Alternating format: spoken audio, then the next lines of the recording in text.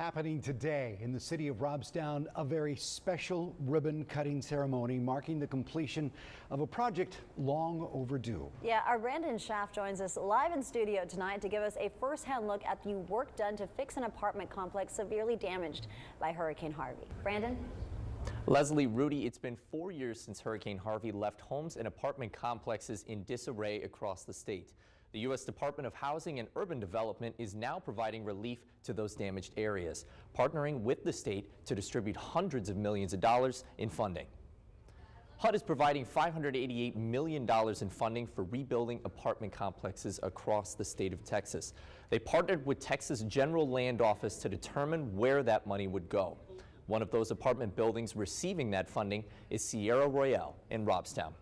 I spoke with GLO Representative Brittany Eck about why Robstown was the ideal spot for their latest project. If they were sitting empty, we would know that there was not as much need in this area, but it is always at full capacity.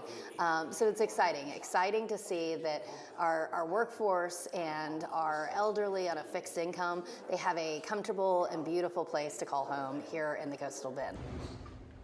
The GLO is working on 40 future projects to continue the relief efforts. This project in Robstown cost $4.5 million. The owners of Sierra Royale Apartments tell me the complex looks better now than when it did back in 2005 at its opening. As Texas continues to recover from the damage, the GLO has projects planned in Robstown, Port Aransas, and across Corpus Christi. Leslie, Rudy.